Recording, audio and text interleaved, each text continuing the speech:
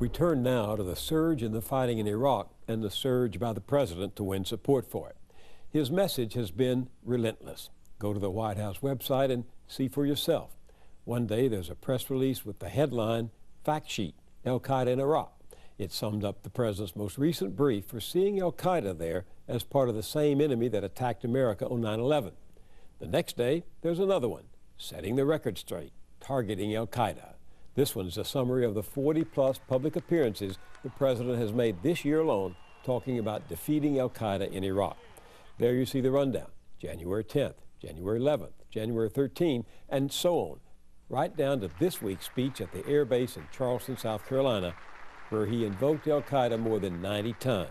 General David Petraeus has said that Al-Qaeda is public enemy number one in Iraq. Al-Qaeda in Iraq stands out for its extremism. Al-Qaeda is the most dangerous. Al-Qaeda in Iraq's emir in Baghdad. The Al-Qaeda terrorist, foreign-born Al-Qaeda terrorists. There will be a big defeat in Iraq, and it will be the defeat of Al-Qaeda. What explains this obsession with a fraction of the fighters against American troops in Iraq? What's the White House trying to tell us? I'll put those questions to my guests who know there's a lot riding on the answers. Fawaz Gerges just returned this week from yet another of his many journeys into the Muslim world. On the ground is where he does his scholarship, and from that fieldwork has come two highly acclaimed books, The Far Enemy, Why Jihad Went Global, and just this year, Journey of the Jihadist, Inside Muslim Militancy. Here in New York, he teaches international affairs and Middle Eastern studies at Sarah Lawrence, but he's currently a Carnegie Scholar and visiting professor at the American University in Cairo. Brian Fishman is part of the team at the U.S. Military Academy, whose mission is to train young officers who may find themselves up against those Muslim militants. The Combating Terrorism Center at West Point, where Brian Fishman is a senior associate, does just what its name implies. It was established to make sure cadets get the best possible education in global terrorism. Let's start with you, Brian. Assume I'm one of those cadets at West Point who may well be in Iraq a few months from now. What do you want me to know about Al-Qaeda in Iraq? Well, I think the first thing we want you to know is that Al-Qaeda in Iraq is not the only problem in Iraq. In fact, it's a small sliver of the insurgency there. Our cadets, when they go out as officers, as platoon leaders, need to know more than just how to move their platoon on an objective and fight the enemy. They need to be able to operate strategically. They need to understand who their enemy is, because there's so many different factions operating in Iraq. They need to be able to decide, well, do we need to fight these guys? Do we need to be diplomats? Do we need to build them a bridge? Not everybody with a gun in Iraq needs to be confronted violently. And our cadets need to have the tools to make those differentiations. In fact, if you ask any American soldier in Iraq who is the enemy, he would tell you Al-Qaeda. And this has done a great deal of damage to relations between the American military and the Iraqi population. How come? The overwhelming number of insurgents or resistance fighters are Iraqis. They are not Al-Qaeda. Al-Qaeda is a critical component, is a tiny, small, critical component in the Iraqi equation, less than 5% of all insurgents and resistance fighters. While Al-Qaeda is very lethal, is very deadly, it has carried out some of the devastating attacks in Iraq. In fact, the United States is facing a highly complex and determined resistance or insurgency numbering in the tens of thousands, most of whom have nothing to do with Al-Qaeda.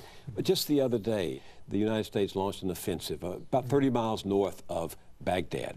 And helicopter attacks killed 17 of what the military said were Al-Qaeda gunmen. But after the military left, the BBC went in, and the villagers told the BBC that these were not any way connected to Al-Qaeda. They were village guards trying to prevent attacks from the very insurgency you talk about. What do you tell those young men and women? Well, we have to prepare our cadets to try to make those differentiations. But how do they on the ground? It's very, very difficult, because at the end of the day, many of the insurgents operating in Iraq are operating because of very local concerns, not even concerns of just about the occupation. They're concerned about local neighborhood security. If they're a Sunni group, they're concerned about overt Shiite pressure. They're concerned about another tribe that they have a history of problems with. I mean, many of these people are operating for reasons that can't be described from far away. We have to prepare them to understand those local issues. it's one thing to say that we have to prepare our soldiers and officers to fight a highly complex and nuanced war. But when you have the president himself, day after day, time and again, who keeps saying that this war against Al-Qaeda, yes, there is Al-Qaeda, but in fact, according to American military commanders, the bulk of attacks that are taking place in Iraq are basically carried out by Shiite and Sunni militias in revenge attacks against each other. Yet the administration keeps telling us it's Al-Qaeda, Al-Qaeda, Al-Qaeda. Al-Qaeda in Iraq is an organization that has tied itself to the global Al-Qaeda movement. It's connected to central... It's connected ideologically, and it's connected in name only. It has attempted to brand itself as Al-Qaeda because that improves its position. That allows it to sort of up its stature. It's taken on a brand name. It's a franchise. It's an affiliate. By fighting the Americans and fighting... By fighting the Americans. But really their goal, again, with all of these Al-Qaeda movements, and this was the goal of Zarqawi in Iraq, is to purify, in their terms, the Islamic world. Zarqawi was the terrorist who came in and actually organized Al-Qaeda in Iraq? Well, no. When he first arrived in Iraq, he was not connected to Al-Qaeda. In fact, when was that? He arrived there probably 2002 and didn't sign on with Al-Qaeda until October of 2004. After the war was going on? After the invasion. Yeah. You know, Bill, the question on the table is not whether Al-Qaeda in Iraq exists or not. It does exist. It has carried out some of the deadliest lethal attacks against mainly civilians. I would go further and say, based on everything that we have seen, in fact, according to American military commanders up till the last few months, even if Al-Qaeda in Iraq were to be removed entirely from the Iraq equation, if tomorrow, Bill, we said we remove Al-Qaeda, the strategic predicament of the United States would not change dramatically. And that's the question.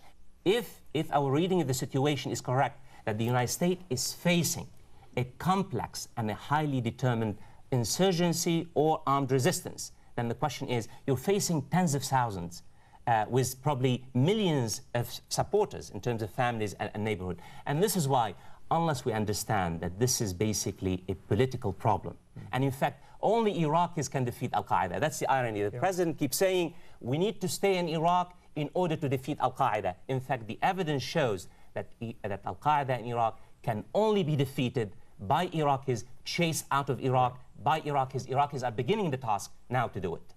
I agree completely, but I think that we are starting to see a trend in Iraq where some of these Sunni insurgent groups are starting to do that. And the reason, they're making a very complex strategic calculation. These Sunni insurgent groups, they don't like the U.S. occupation, they fear Shiite power, and they despise Al-Qaeda, who wants to come in and tell them what to do. And their calculation right now, I think, is that they expect the U.S. occupation to end. And so they feel they can work with the United States against Al-Qaeda, at least temporarily. And are we arming them?